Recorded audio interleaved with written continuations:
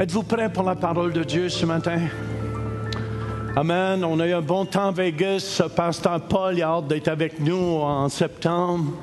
Et je sais que Dieu va parler à vos cœurs ce matin. Ouvrez grand vos cœurs ce matin. Ouvrez grand vos cœurs. Je m'attends, écoutez bien, je m'attends vraiment à ce que cette Église va être une Église où l'Esprit Saint coule à flot, où on va voir des miracles de plus en plus. On va voir des guérisons de la part de notre Dieu de plus en plus. Amen. Ce matin, mon titre, c'est « Vivre selon l'Esprit ».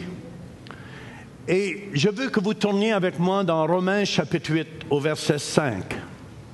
Romains chapitre 8 au verset 5. Alléluia.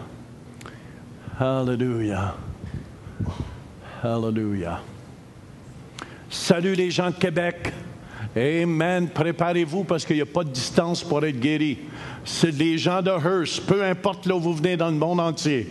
Il n'y a pas de distance pour l'Esprit de Dieu. Il n'y a pas de distance pour l'Esprit de Dieu. Amen. Seigneur, je te prie ce matin, mets une garde dans ma bouche, que ma langue soit comme la plume d'un habile écrivain. Je lis toute puissance de l'ennemi et j'amène toute pensée captive en Jésus-Christ ici. Sois glorifié, Seigneur, ce matin au milieu de nous. Père, je te le demande au nom de Jésus. Amen.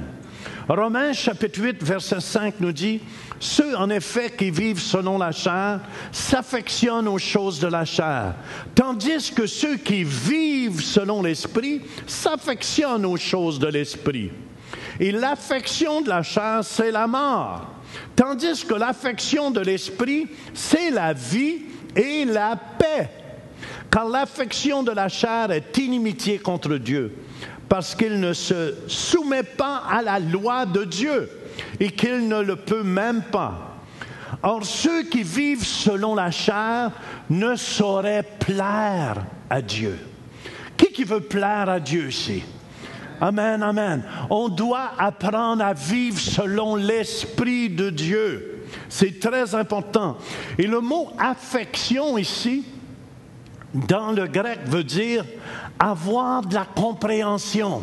Cette semaine, j'ai été à Vegas avec Pasteur Denis et j'ai été chercher de la compréhension. J'avais soif d'apprendre plus. Vous savez, plus tu en sais, le moins tu en sais. Plus tu veux en recevoir de Dieu, le plus que tu vas en recevoir, mais plus que tu vois, tu n'en connais pas.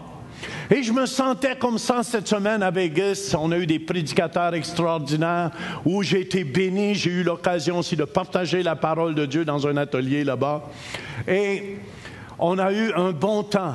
Mais je tiens à vous dire, le mot affection, c'est avoir de la compréhension. Ça veut dire penser aux choses de l'esprit. À quoi vous pensez tout le temps? Quels sont l'objet de vos pensées? Est-ce que vos pensées sont à la tarte aux pommes ou à la tarte du Saint-Esprit de Dieu? L'affection, affectionnez-vous aux choses de l'esprit, ça veut dire aussi diriger son esprit vers une chose. Ça veut dire chercher, lutter pour. C'est important, ça veut dire lutter pour, ça veut dire vous devez désirer les choses de l'esprit. C'est là que vous avez la vie. J'étais fatigué parce qu'on a parti lundi et on est arrivé là-bas, puis il y a 3 heures quand même de différence, puis on est revenu vendredi. Mais je tiens à vous dire, peu importe, c'est une bonne fatigue quand tu te fais nourrir de la parole de Dieu, puis il y a une soif qui grandit dans ton cœur de plus en plus. Et je veux vous encourager, frères et sœurs, plus tu t'approches de Dieu, le meilleur que c'est bon.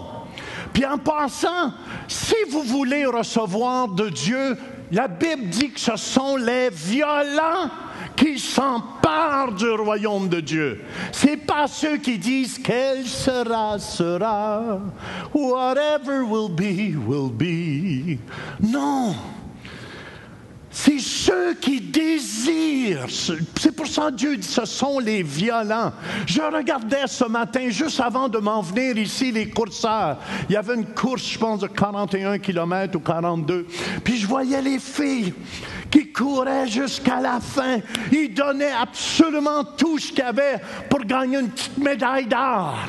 Mais nous, on ne court pas pour ça, frères et sœurs. On court pour remporter le prix céleste. Alléluia! C'est pour ça, c'est important. C'est pour ça, Jacob, vous vous souvenez, Jacob dans la Bible a lutté toute la nuit parce qu'il voulait être béni. Et ça se trouve dans Genèse au chapitre 32. Alléluia, au verset 28, ça nous dit, il dit encore, « Ton nom ne sera plus Jacob, mais tu seras appelé Israël, car tu as lutté avec Dieu et avec les hommes, et tu as été vainqueur. » Dieu ne se cherche pas des poules mouillées. Vous êtes une génération qui a soif de Dieu, qui veulent voir la gloire de Dieu. Votre cœur devrait être attaché aux choses de l'Esprit de Dieu. C'est pour ça, dans Matthieu 6, 33, ça nous dit, cherchez premièrement le royaume et la justice de Dieu. Stephen l'a bien chanté tout à l'heure en anglais. Comme une biche, psaume 42, verset 2, 3, soupire après des courants d'eau. Ainsi mon âme soupire après toi, ô Dieu. Mon âme a soif de Dieu, du Dieu vivant. Je passais mon temps là-bas, puis j'étais fatigué, mais j'en voulais plus. J'en voulais plus. Mon âme n'est pas satisfaite. Je suis satisfait de ma insatisfaction des choses de Dieu. J'en veux plus, frères et sœurs. J'en veux plus de sa parole. Je désire plus de Dieu chaque jour. Parce que plus je suis rempli de lui, plus j'ai la vie. Ow! I feel good. Like you know that I should. Ow! I feel fine. Like sugar in the Holy Spirit.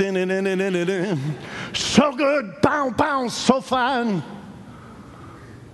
I'm filled of the Holy Ghost. Pow, pow, pow, pow, pow. Pow, pow, pow, pow, pow, pow, pow. Pow, pow, pow, pow, pow, pow, pow. Où sont mes musiciens? Pow, pow, pow, pow, pow, pow, pow, pow. Quelle clé?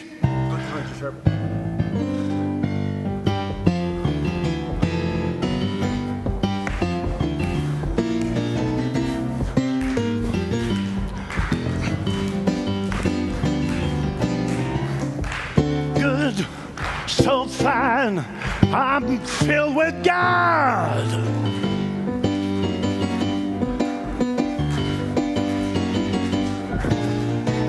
Oh, j'en veux plus, de plus en plus. Sens bien, sens très bien.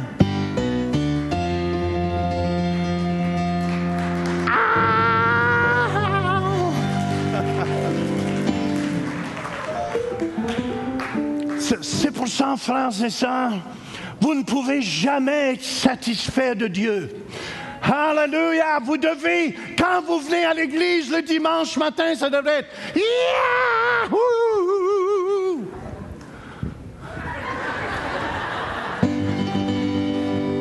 Ensemble, on va à l'église. Yahoo!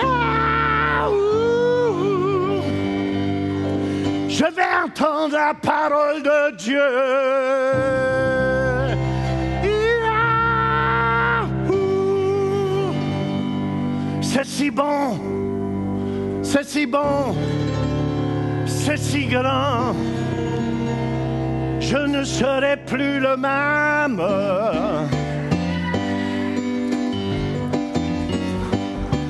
Son feu est en moi. De plus en plus, ah c'est si bon, bon, bon, bon, bon.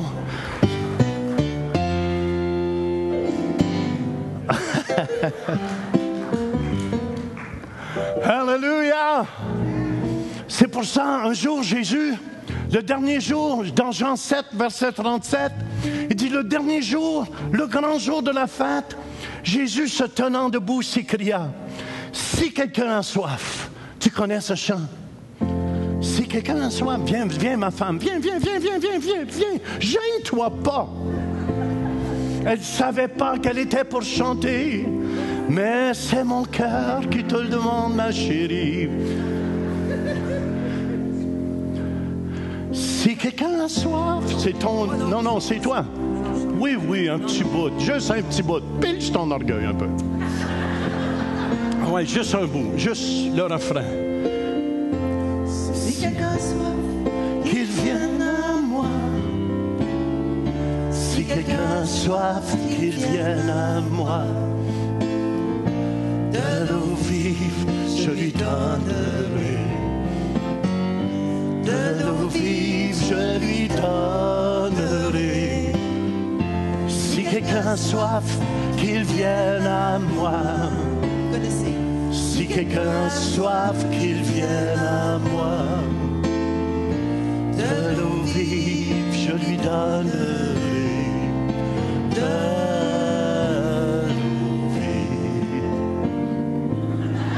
Celui qui croit en moi, celui qui croit en moi, des fleuves d'eau vive couleront de son sein, et ces sources d'eau jailliront jusque dans la vie éternelle.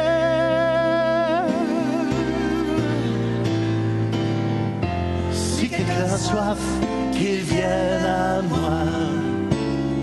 Si quelqu'un a soif, qu'il vienne à moi. De l'eau vive, je lui donnerai. De l'eau vive, je lui donnerai. Si quelqu'un a soif, qu'il vienne à moi. Si quelqu'un a soif, qu'il vienne à moi. De l'eau vive, je lui donnerai. De l'eau vive. Merci ma jolie femme d'avoir chanté pour moi un chant qui donne la soif dans tous les cas. C'est pour ça que Jésus a dit, le dernier jour, le grand jour de la fête, Jésus se tenant debout s'écria, si quelqu'un a soif, qu'il vienne à moi et qu'il boive.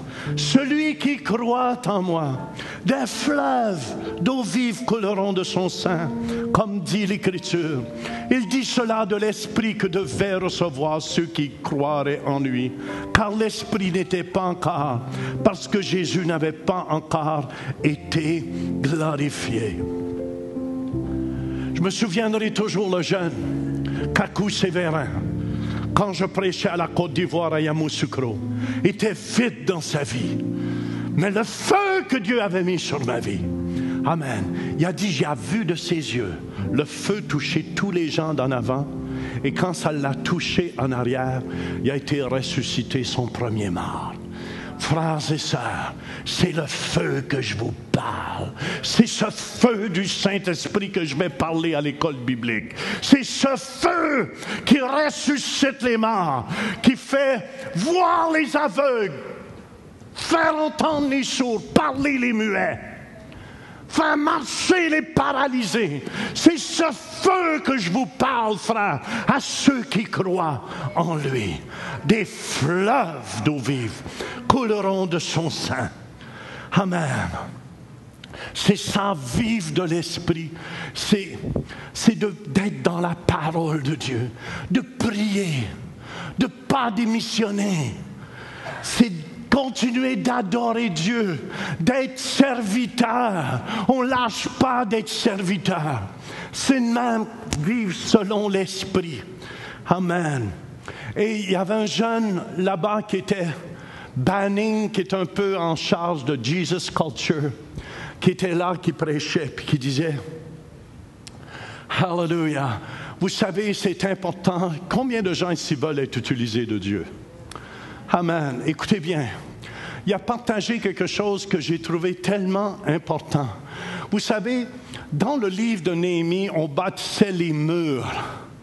Alléluia. Mais vous savez qu'on est après bâtir l'Église de Jésus-Christ ensemble. Et l'Église, c'est vous. Et il y a un bon point qui a amené, que j'ai tellement aimé, que j'ai amené ce matin dans mon message. Ça se trouve dans Néhémie, chapitre 3, au verset 21. À partir de la porte des chevaux, des prêtres travaillaient chacun à un secteur situé en face de sa maison. Vous savez, on est prêtre, on fait partie du sacerdoce royal quand on a accepté Jésus-Christ dans notre cœur. Et qu'est-ce que j'ai aimé à propos de ce verset-là? Ça nous disait que chacun travaillait en face de sa maison. Vous savez, Dieu nous demande à chacun de nous à construire quelque chose, à faire quelque chose. Et c'est important de bâtir en face de sa maison et laisser faire les autres qu'est-ce qu'ils font dans le royaume de Dieu. Mais Dieu nous appelle à bâtir chacun de nous ici. Amen. À bâtir, à ne pas chercher d'autres choses. Parce que si Dieu t'appelle présentement, amen, à délivrer de la pizza, tu peux être un délivreur de pizza rempli du Saint-Esprit. Tu peux avoir des paroles de connaissance. C'est pas l'ouvrage que tu fais. C'est là où Dieu t'a placé présentement. Smith Wigglesworth était un plombier, frères et sœurs. Il faisait de la plomberie. Il débouchait les tuyaux qui étaient bloqués. Il y en a peut-être, vos tuyaux sont bloqués ce matin. Moi, je suis un déboucheur professionnel de tuyaux aussi. Et Smith n'a pas changé d'emploi. Il a continué d'être un plombier. Peut-être vous travaillez dans le ménage, continuez à faire le ménage, mais vous pouvez être une femme de ménage remplie du Saint-Esprit. Et Dieu vous demande de faire cela présentement. Et soyez fidèles. Cherchez pas à faire quelque chose d'autre. Soyez satisfaits. Et Dieu connaît votre adresse. C'est important que vous bâtissiez là où vous êtes. Amen. Je me souviens quand j'étais jeune chrétien, je ne comprenais pas pourquoi Dieu m'avait placé dans une entreprise. Est-ce que vous me suivez? Parce que je voulais être chef d'entreprise. Puis là, je devais travailler dans une entreprise. Puis j'avais avec un casque blanc sur la tête et je me promenais sur les voies ferrées. Puis je disais, Seigneur, pourquoi je suis ici? Je me sentais être capable d'être chef d'entreprise. Est-ce que vous me suivez? Puis j'étais à salaire, là. Puis j'ai dit, Seigneur, je veux bâtir le mur où tu m'as placé. Tu ne m'as pas placé pour rien. Et je me souviens, c'était tous les patrons de la compagnie. L'entreprise, c'est ceux qui connaissent Ivaco à L'Orignal. C'est là que je travaillais. Puis, je travaillais avec tous les patrons de la compagnie. Puis quand j'ai rentré dans la salle où ils travaillaient tous, il y avait des femmes nues sur tous les murs. Puis là, j'ai dit, Seigneur, c'est le mur que tu places en avant de moi. Amen. Mais quand j'ai sorti de là, toutes les femmes avaient des brassières.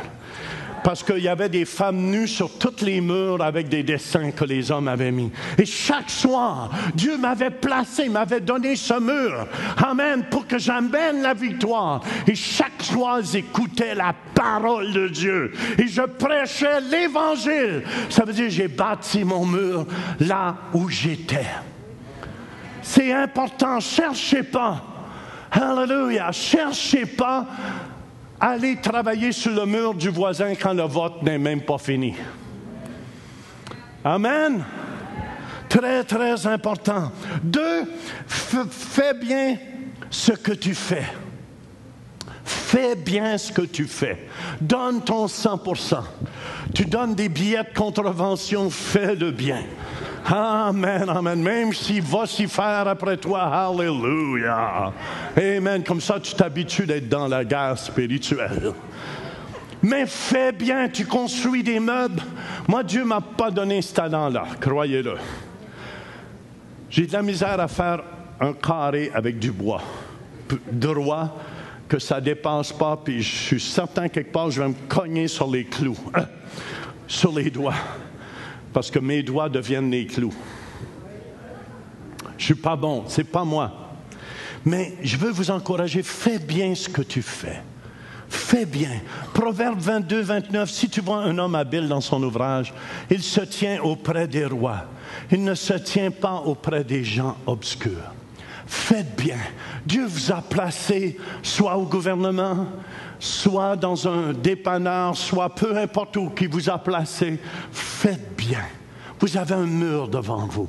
Hallelujah. Bâtissez votre mur. Laissez faire le mur du voisin. Trop souvent, on s'occupe des voisins quand le nôtre n'est même pas bâti.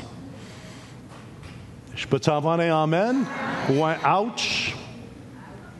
Troisièmement, ne te presse pas. Fais pas rien pour t'en débarrasser.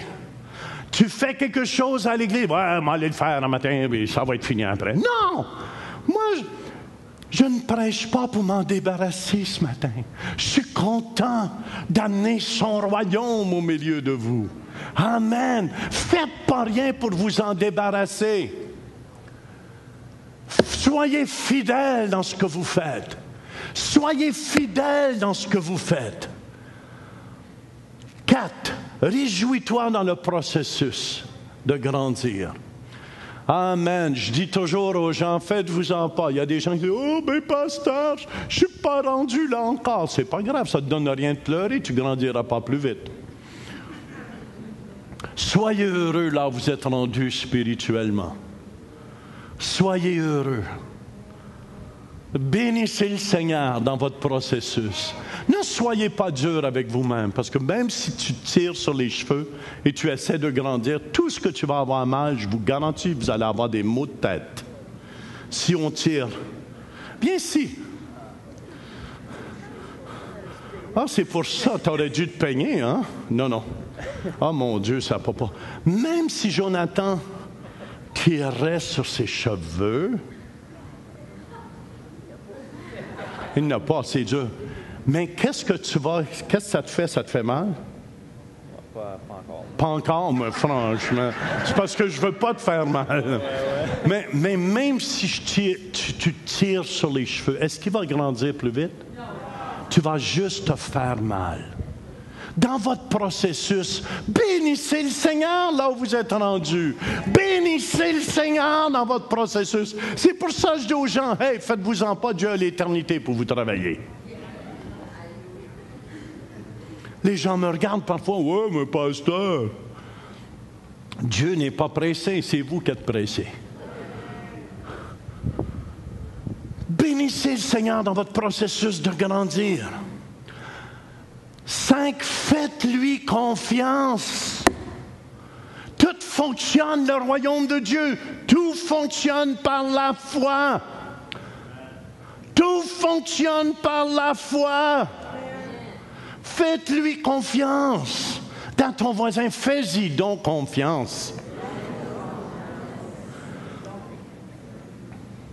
Proverbe chapitre 3, versets 5 et 6, ça nous dit « Confie-toi en l'Éternel de tout ton cœur et ne t'appuie pas surtout sur ta sagesse. » C'est pas marqué surtout, là, mais c'est dans la version Jean Turpin. Reconnais-le dans toutes tes voies et il aplanira tes sentiers. Tout fonctionne par la foi. Tout fonctionne par la foi. Vous savez, j'étais cette semaine à Las Vegas dans ma chambre. Dieu m'a dit, je veux que tu pries pour les gens dimanche afin qu'ils puissent recevoir le maximum et que les dons de mon esprit peuvent être transmis à chacun d'eux. Hallelujah. Et c'est ce que je veux faire. Je n'essaie pas de me prendre pour quelqu'un d'autre. Amen, je suis juste un messager. Je suis un livreur, comme celui qui vous livre les factures à votre porte. Ce n'est pas de sa faute s'il y a des factures. Vrai ou faux? Moi, je suis un livreur de la bonne nouvelle. 2 Corinthiens 2,14, écoutez bien, puis je veux faire une déclaration ce matin sur chacun de vous. Amen. 2 Corinthiens 2,14 nous dit « Grâce soit rendue à Dieu qui nous fait toujours triompher. » Dites « toujours triompher. » En Christ. Et qui répand par nous en tout lieu l'odeur de sa connaissance. Au verset 17, « Car nous ne falsifions point la parole de Dieu comme font plusieurs, mais c'est avec sincérité. Mais c'est de la part de Dieu que nous parlons en Christ devant Dieu. » Ce matin, si je vous parle de la part de Dieu. Si je n'avais pas entendu de Dieu, je n'aurais rien à dire. Est-ce que vous me suivez? Mais j'ai entendu de Dieu et je fais simplement, je suis le livreur. Et je vous livre ce que Dieu m'a donné de livrer. Alléluia! Et je veux que vous receviez ce matin les dons de son esprit. Vous savez, on est dans une guerre spirituelle. J'en ai parlé dans les 3 dernières semaines. Mais on a besoin d'être équipés, frères et sœurs. On a besoin des dons du Saint-Esprit de Dieu. Qui désire les dons? Qui désire vraiment d'être utilisé pour les miracles, les guérisons? Come on! Hallelujah! Dieu veut t'utiliser. Amen. Et je vais déclarer sur vous que les dons du Saint-Esprit ce matin vont commencer à être en opération sur votre vie. Hallelujah. 1 Corinthiens 12, 7 à 11 nous dit, « Or à chacun, puis Québec, préparez-vous aussi. Or à chacun, la manifestation de l'Esprit est donnée pour l'utilité commune. En effet, à l'un est donnée par l'Esprit une parole de sagesse. » Amen. Une parole de sagesse, des fois, tu peux être après parler avec quelqu'un, puis pouc, il devient une parole. Puis tu lui donnes cette parole-là. Et cette parole-là le délivre. Ou elle l'amène dans la victoire. Puis c'est pas quelque chose qui vient de toi. Amen. Qui veut recevoir la parole de sagesse ici? Amen. Amen. Recevez-la au nom de Jésus-Christ. Recevez cette parole de sagesse ce matin. Amen. Un autre, une parole de connaissance. Ce matin, qu'est-ce que j'ai eu? Une parole de connaissance. Amen. Comment je ressens ça? Amen. J'ai commencé, j'avais pas mal là, à la gorge. Puis là, j'avais de la difficulté à emballer. Je savais que ça venait pas de moi. Écoutez bien. Je dis la parole de connaissance, puis des fois, ça peut venir par intuition. Ça nous revient. Je fais juste vous dire comment ça fonctionne. Ou des fois, ça peut être...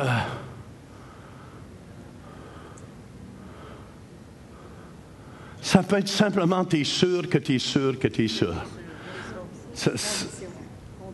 Il y a une conviction qui vient sur toi. Tout à l'heure, ça ne me revenait pas, ça me lâchait. Je vais guérir des gens dans leur gorge. Amen. Est-ce que Jésus l'a fait? Quand tu entends de Dieu, c'est lui qui le donne et tu le fais. Amen. Voyez-vous, et ça marche. Ça fonctionne. Ça, c'est une parole de connaissance. Et souvent, dans la guérison, on voit la parole de connaissance qui vient comme ça. Amen. Et c'est pour le bien, dans le fond, des gens. Alléluia. C'est pour le bien des gens.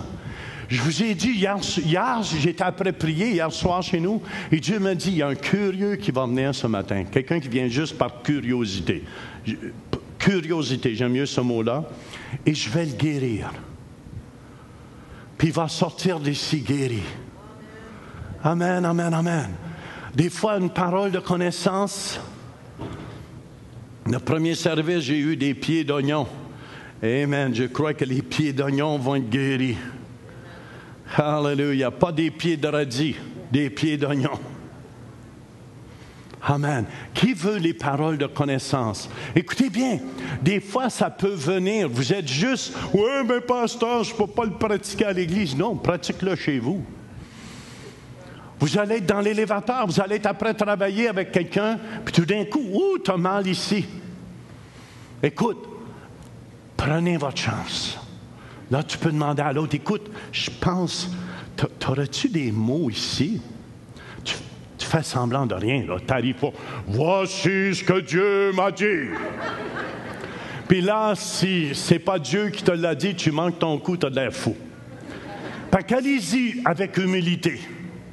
Écoute, j'avais pas mal, puis là, j'ai mal. Puis, auriez-vous des problèmes à l'estomac, ou je ne sais pas si c'est là que vous avez eu, et offrez-leur de la prière simplement. Vous allez voir, ça marche. Qui veut la parole de connaissance? Parole de connaissance! On te reçoit au nom de Jésus. Amen. Après ça, ça nous parle. En effet, l'un est donné par l'Esprit une parole de sagesse, un autre parole de connaissance selon le même Esprit. On peut continuer.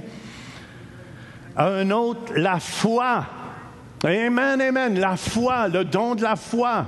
Ça vient, savez-vous comment? Je me souviens un jour, je prêchais à la ville de Québec, au Montmartre canadien, justement, puis il y avait une dame en chaise roulante.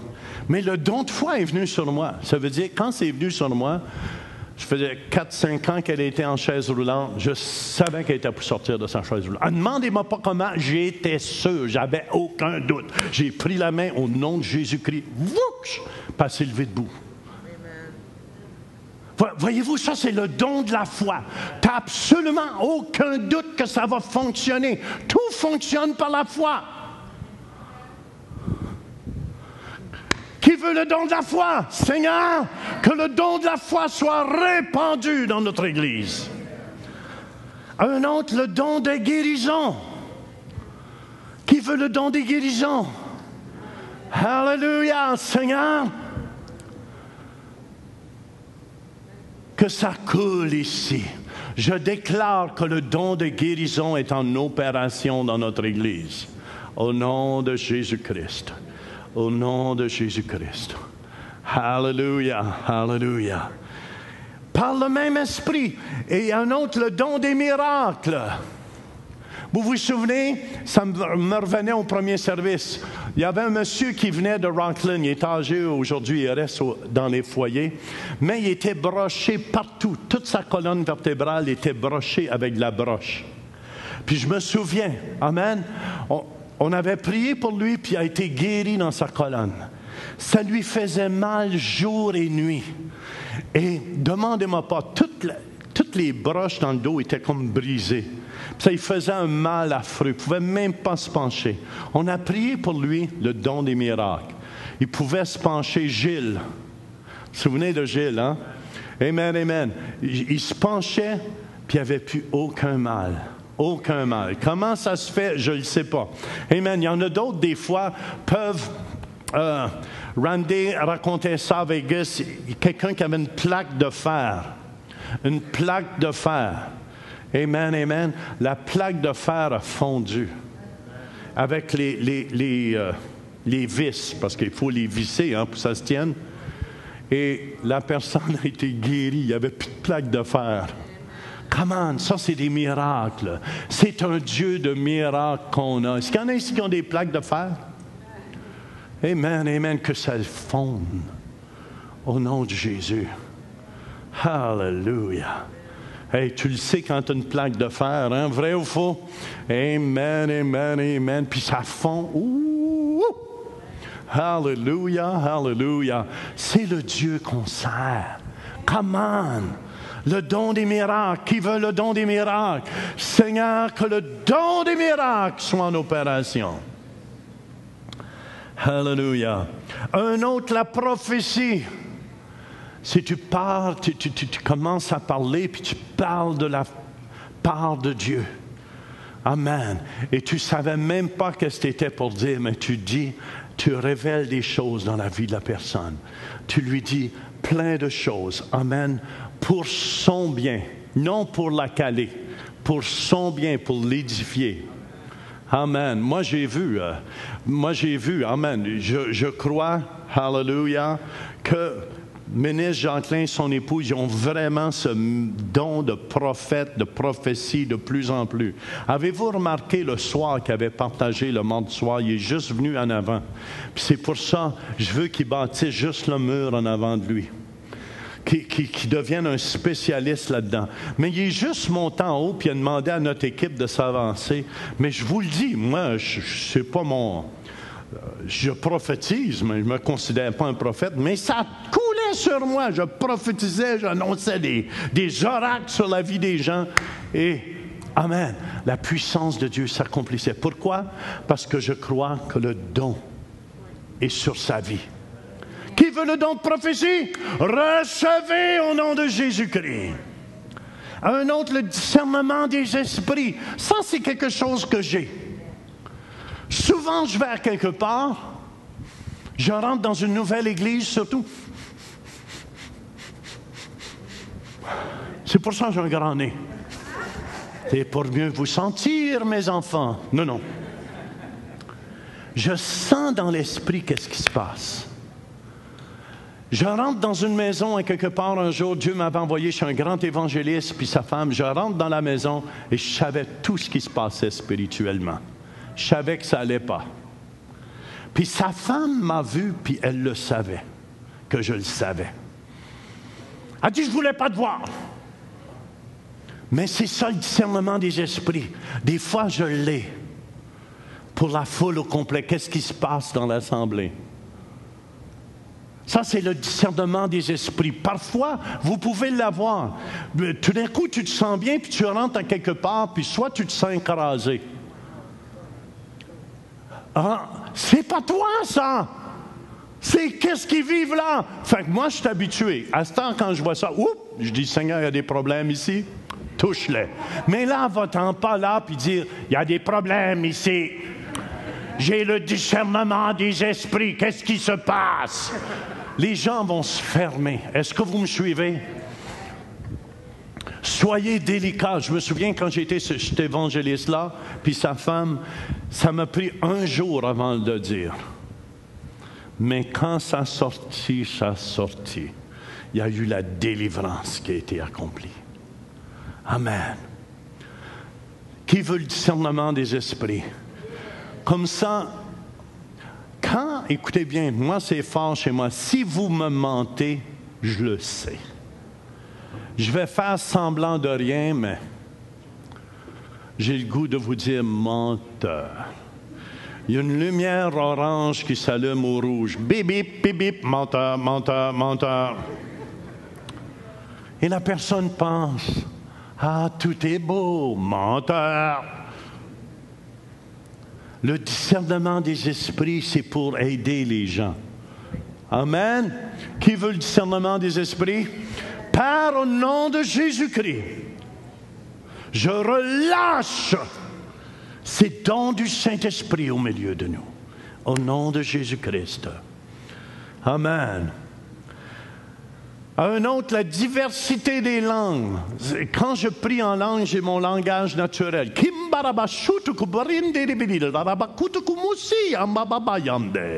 que tu dis, Jean? Je ne le sais pas.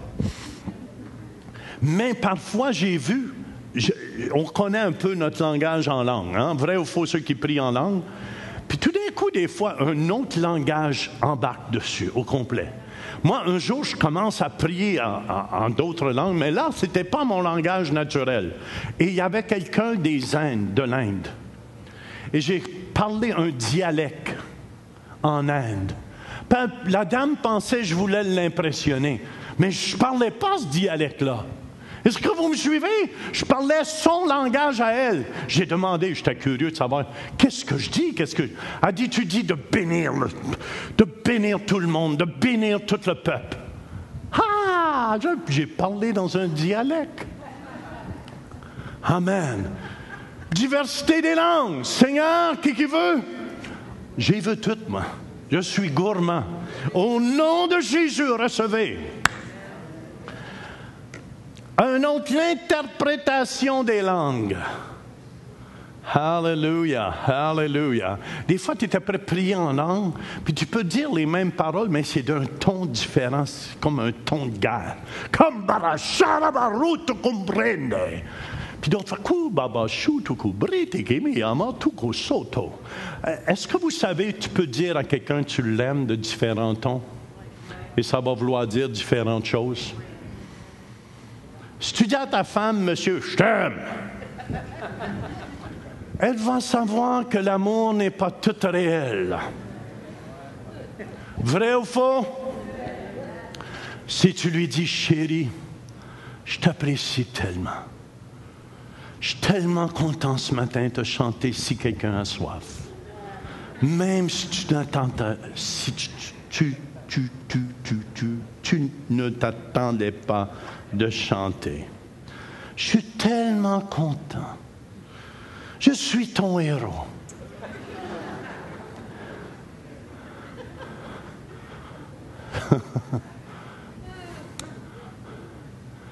Oui, Madame Minute.